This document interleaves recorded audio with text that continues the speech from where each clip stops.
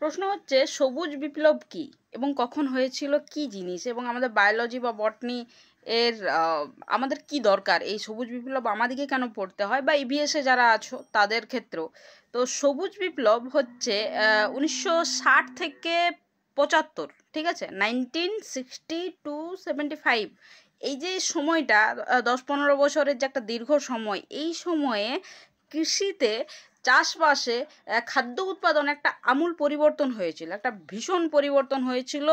যে ট্রেডিশনাল যে খাবার দাবার চলছিল, যে শস্য চলছিল, যে ফল চলছিল, তাদের মধ্যে নতুন একটা নতুন ধরনের একটা ফল, নতুন ধরনের শস্য, নতুন ধরনের সমস্ত কিছু হওয়ার একটা একটা নতুন উদ্যম তৈরি হয়েছিল সেই সময়ে মানুষজন এই জায়গাটাতে ভাবনা চিন্তা করছিল। সেই সময় যে চিন্তাটা ছিল, সেই চিন্তা ভাবনাটা ছিল এই রকম যে যদি হঠাৎ করে খাদ্যাভাব হয়, এই যে দিনে দিনে জনসংখ্যার এত বৃদ্ধি হচ্ছে, এই বৃদ্ধি হওয়ার ফলে যদি খাদ্যাভাব দেখা দেয়, সেই ক্ষেত্রে কিভাবে কন্ট্রোল করা যাবে, সেই খাদ্যাভাবকে কন্ট্রোল করার জন্য সবুজ বিপ্লব বা গ্রিন রিভলিউশন হচ্ছে একটা নতুন আইডিয়া, যেখানে খাবারটাকে কিভাবে উন্নত করা যায় এবং কিভাবে তার এত জনসংখ্যার উপযুক্ত খাবার উৎপাদন করা যায়, তার জন্য সাইন্টিফিকলি একটা দারুণ প্রসেস চলেছিল সেই সময়। কখন চলেছিল? 1960 থেকে 1975, এবং তারপরে চলতেই থেকেছে। কিন্তু সেই সময়টাতে নতুন নতুন বিভিন্ন প্রজাতির গাছকে ইন্ট্রোডিউস করা হয়েছিল। প্ল্যান্ট ব্রিডিং তোমরা জানো, যেখানে দুটো অন্যান্য প্রজাতির গাছের মধ্যে থেকে তাদের মধ্যে থেকে নতুন একটা বৈশিষ্ট্যকে ক্রিয়েট করা হয় আর্টিফিশিয়ালি।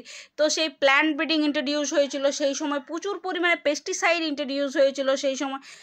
প্রচুর পরিমাণে আরও নতুন নতুন টেকনিক্স ইন্ট্রোডিউস হয়েছিল, যাতে গাছপালা এবং খাদ্যশস্যের যোগান দেওয়া যায় সঠিকভাবে।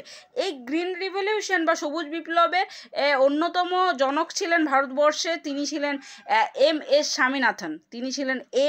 স্বামীনাথন। এবং সবুজ বিপ্লবের আরেকজন বিশ্বজুড়ে যিনি জনক ছিলেন, তিনি হলেন N.E. বোরলেগ, ঠিক আছে। N.E. বোরলেগ 1970 খ্রিস্টাব্দে তাকে নোবেল পুরস্কারও দেওয়া হয়েছিল এই কাজের জন্য, ঠিক আছে। আশা করছি এই ইনফরমেশনটা তোমাদের সবার কাজে লাগবে। চ্যানেলে যদি নতুন হয়ে থাকো অবশ্যই চ্যানেলটা সাবস্ক্রাইব করে দিও, আর যদি ভিডিওটা ভালো লেগে থাকে তো ভিডিওটা শেয়ার করে দিও। Thank you so much. দেখা হচ্ছে আরও একটা নতুন ভিডিওতে।